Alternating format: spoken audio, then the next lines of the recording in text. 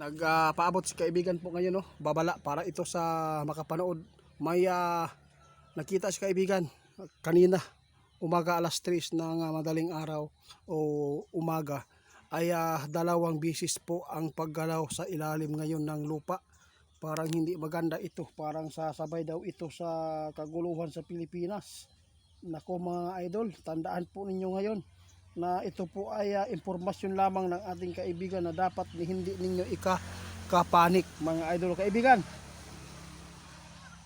bakit ano ang posibleng mangyayari na naman? Bakit po parang nakisawsaw itong sakuna sa kaguluhan dito sa bansa namin? Salamat po guys, babala ni kaibigan may sunod-sunod na paggalaw sa ilalim ng lupa dahil nag-alala si kaibigan sa dami po ang nangyayari dito sa ating tensyon sa Pilipinas. Baka hindi po kayo makapokus sa mga paalala ng ating kaibigan na babala tungkol sa kalamidad, no? Baka doon kayo nakapokus sa mga social media dahil sa kaguluhan na nangyayari po dito sa Senado. Mga idol, tandaan po ninyo itong babala ng kaibigan natin para po ito sa atin, no? Hindi po tayo pwede magkampante lagi dahil posibleng sasabay ito sa kaguluhan ang sakuna. Diyos ko, grabe, ito ang nakikita po ninyo ngayon. Talagang napakasama talaga yung mga sign po mga idol na ipinapaabot ng mga followers natin, no? Noong nakita nila ang pagdurugo ng langit, talagang kaguluhan buhay mga idol, no? Sakuna, oo.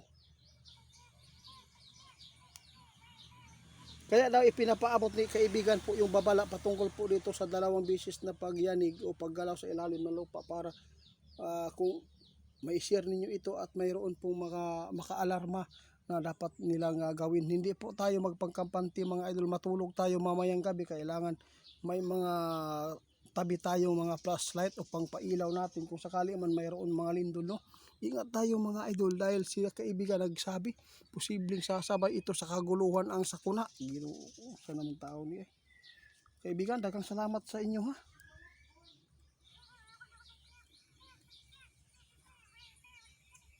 Oo nga guys, yun lang po ang babala ng ating kaibigan.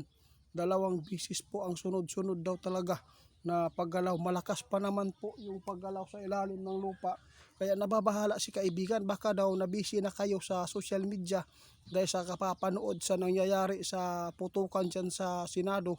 Kaya hindi po tayo dapat po na magkampante sa nangyayari ngayon, lalo na yung kalamidad. Kung sino man po ang sasama sa sa rally, no? Mag-ingat kayo dahil mayroon pong hinulaan si kaibigan na mangyayari na sa labas din mismo ng Senado ay mayroon pong mga malagim na mangyayari daw na ito po ay pinapauna na ng ating kaibigan para masumpa daw. Sige kaibigan, daghang salamat.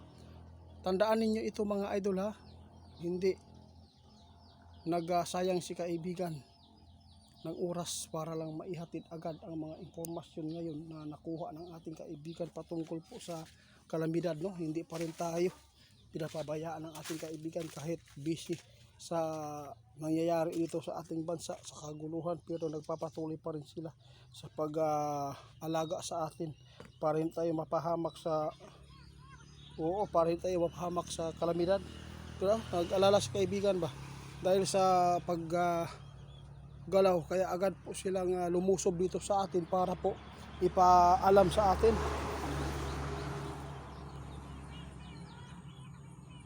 Sige guys, hanggang dito na lang daw si kaibigan, no? Yun lang po ang kanyang gusto na ipaabot para hindi tayo alanganin yung buhay natin dito. Baka may mga paggalaw sa lupa o pagyanig dito sa atin, baka may mga tao ba na magpanik, no? Magulat na lang, no? Kaibigan, salamat guys sa paki-report ni Ghost Hunter 88 Fans 2.0 at maraming salamat sa mga nag-report po sa Ghost Hunter 88 Fans. Huwag po yung panuorin yan, fake account po yung Ghost Hunter 88 Fans mga idol, scammer po yan. Dagang salamat ninyong tanan guys. Mayroon akong paalala uli, no? Sa mga supporters ng mga Duterte at Marcos, sana po magkaisa na lang tayo. Tingnan po natin po ang nangyayari. Hindi po ba kayo naaawa sa ating mga civilian, mga inosente, no, na gusto po talaga ng kaayusan, no? Kaayusan na peaceful sana ang dapat po ipairal dito sa ating bansa. Kasi nakakaawa tayo, napopokus na sa Senado sa kaguluhan dito sa atin. Hindi na po nila tiningnan kung ano po ang kalagayan sa mga taong bayan na nahihirapan sa hanap buhay. No, walang magandang ginawa, puro na lang impeachment, puro na lang politika at mga siraan mga idol. Tandaan po ninyo, ang kailangan po ang gawin po ng mga government, palakas po tayo. Hindi natin alam kung ano po ang mangyayari dito sa ating bansa, kung ito man ay mangyayari yung pang World War III na digmaan. Yun po paghandaan natin sana, hindi itong paghandaan nila ngayon, yung mga gulo. Kapwa pa naman Pilipino, no? Nagbama ngayon dahil lang sa posisyon at takot na malaman ang katotohanan na kung sino talaga ang utak sa nakawan. Nakakalungkot talaga isipin mga idol.